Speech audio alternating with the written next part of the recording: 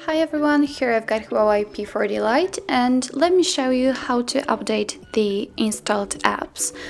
So let's open the app gallery from Huawei.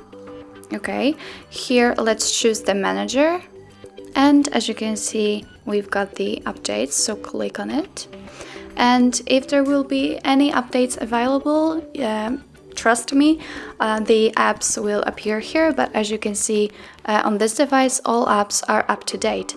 So here you can update the apps if you need to.